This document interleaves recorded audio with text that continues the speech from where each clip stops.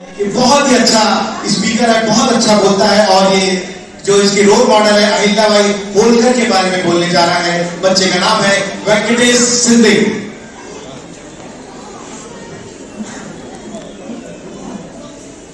राजमाता, राष्ट्रमाता, वात्सल्यजननी, पुरोगामी, महामहिम, महाराणी, पुण्यश्लोक अहिल्यादेवी होळकर यांना प्रथमतः जयंती निमित्त मी व्यंकटेश ज्ञानोबा शिंदे विनम्र अभिवादन करतो। मित्रहो, राज्यकर्त्या राजाच्या पोटी राजा जन्माला येऊ शकतो, मात्र राजा म्हणून जन्माला आलेल्या व्यक्तीमध्ये राजा बनण्यासाठी आवश्यक ते कर्तृत्व जन्म घेऊ शकत नाही। ते कर्तृत्व कमवण्यासाठी मनगटात बळ असावं लागतं आणि ते बळ कधी, कुठे आणि कसं वापरायचं यासाठी बुद्धी असावी लागते।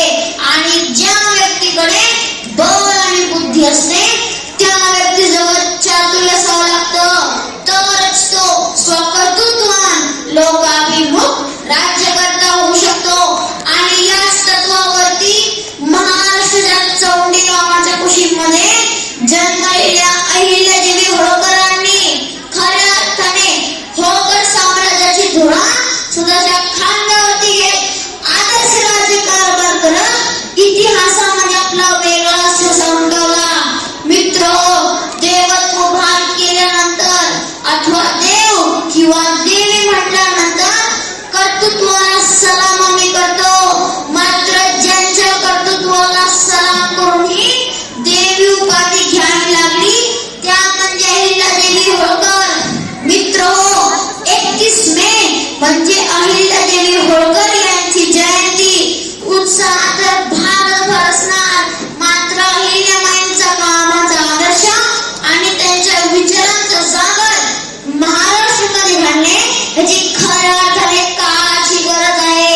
मित्रहो, विचार नसलेली समाजातील माणसं आणि दाना नसलेली खऱ्यावरची खंच काहीच कामाची नसतात। आणि म्हणून अहिल्याबाईंचा आदर्श घेऊन आदर्श राज्यकर्ती जमत होण्यासाठी आणि आदर्श राज्य निर्माण करण्यासाठी आम्हाला विचारांशिवाय पर्याय नाही। मित्रहो, पेशवाईचा इतिहास जेवढा जगापुढे मांडला गेला तेव्हा समकालीन होळकरांचा इतिहास मांडला गेला नाही।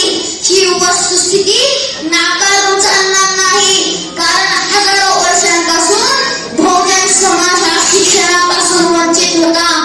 असं म्हटलं जातं, जोपर्यंत हरणांचा इतिहास हरण लिहित नाही, वाचत नाही, जाणत नाही, तोपर्यंत शिकाऱ्यांच्या शौर्याला ऐकावे लागणार।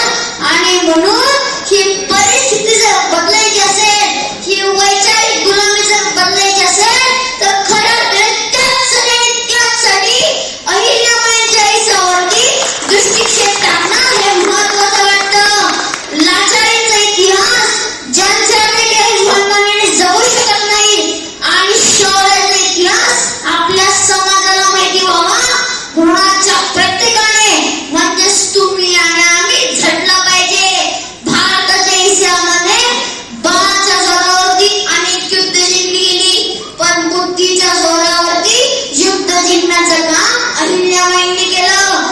तन, मन आणि धन वापरून राष्ट्रसेवा करण्यामध्ये अहिल्याबाईंचं स्थान वरचं होतं। मित्रहो, पंडित नेहरूंनी डिस्कवरी ऑफ इंडिया या ग्रंथामध्ये लिहून ठेवलं आहे, आदर्श आणि तत्वशील राज्यकर्ती म्हणजे अहिल्यादेवी होळकर।